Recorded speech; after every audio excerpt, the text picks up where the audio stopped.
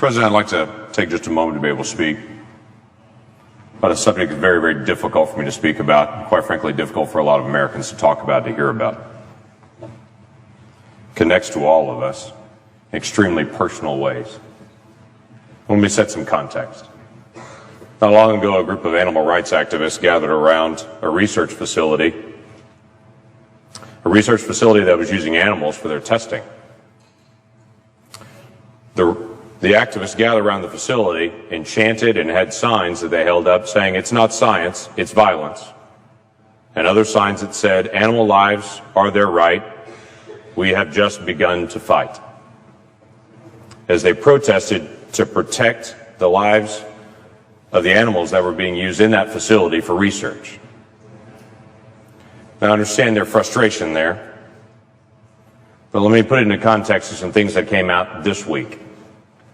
We learned that this week, an organization called Planned Parenthood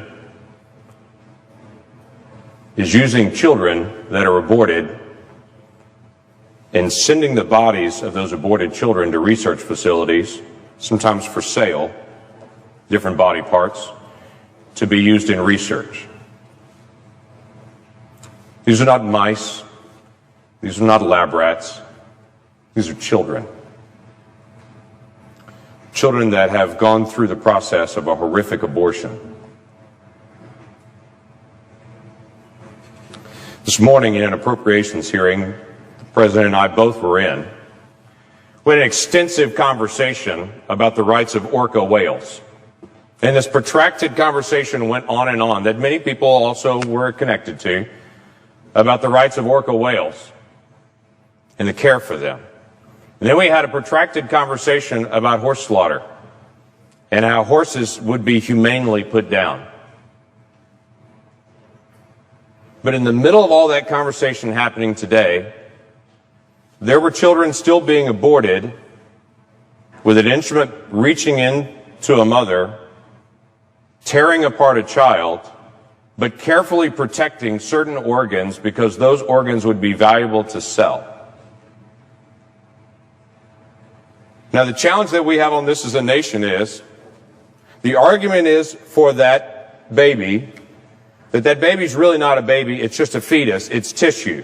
That's not a human, what everyone's told. That's just tissue, and it's up to the mom to determine what happens to that tissue.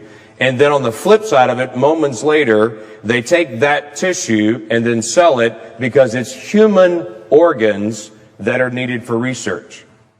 You can't say in one moment that's not a human and then sell it for the next moment as a human organ and say now suddenly it is. It was a human all the way through.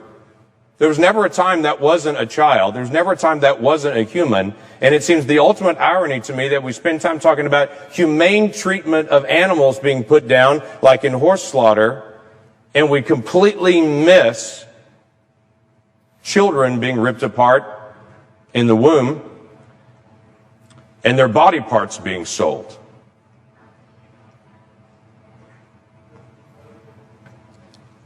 So here's how it happens. A mom comes into a facility, gives consent to have an abortion, makes that request. After that request is made, to some moms, and we don't know exactly how they choose which moms, to some moms, they then ask consent for their child after it's aborted to be used for research purposes.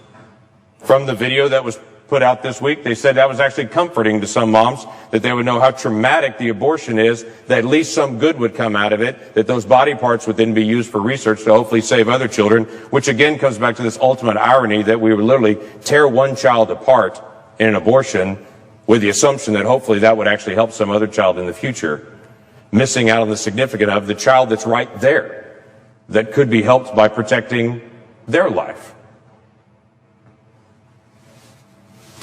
And then the doctor in this particular video gives the details of how once they get that consent from the mom, they would be careful to reach in and actually crush the head of the child to kill the child in the womb so they could preserve the rest of the organs, because the kidney has value, because the liver has value, because the lungs have value, because the muscles in the legs have value. I would tell you That child has value. And that every single adult that can hear me right now was once 20 weeks old in the womb, and we can look at each other and understand the difference between that child in the womb and any of us now is time.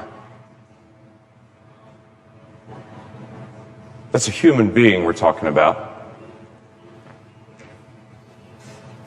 And it doesn't bring me comfort to know that one child is torn apart, so that maybe they can do research on the child's organs, so in some future moment help a different child. Not every woman's being asked that her aborted child would be used for research, and we really don't know the whys. Maybe they're looking for particularly healthy moms. Maybe they're looking for very mature, healthy babies. Maybe it's a situation where a particular mom couldn't afford the abortion procedure, and so they swap off and say, if you can't afford to have the abortion procedure, maybe we can cover the cost by then possibly selling some of these organs then. We don't know. But I think maybe the question needs to be asked. Why this Congress would spend time today debating horse slaughter and debating orca whales, but yet we've become so numb to children that the other debate doesn't seem to come up. Maybe we need to start again as a nation, asking a basic question.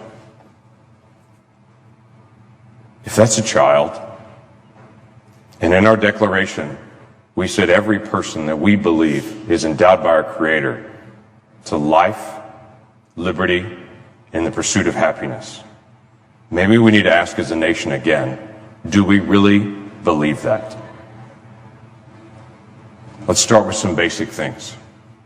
How about a child at 20 weeks that we know scientifically can feel pain, cannot have their limbs ripped apart in an abortion? There are only 7 countries in the world that allow that. We're in a prime group like North Korea and China with nations that still allow abortions that late. Maybe we should ask that question again. Is that really who we are as America? Maybe we need to ask the question again with Planned Parenthood, who we give $500 million in funding to.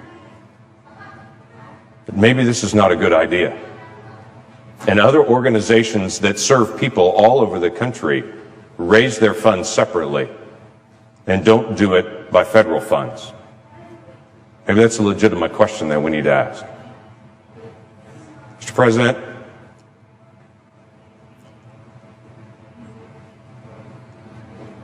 we have hard questions to deal with as a nation. Budget, regulations, future direction that we're going. Why don't we add to the list, do we really care about children or not? And on a day that we pass an education bill, before we pat ourselves on the back saying how much we care about children, let's make sure we're dealing with a compassion for children at every age, not just at certain ages. Have we really become this numb? And how do we turn it around? With that, I yield back.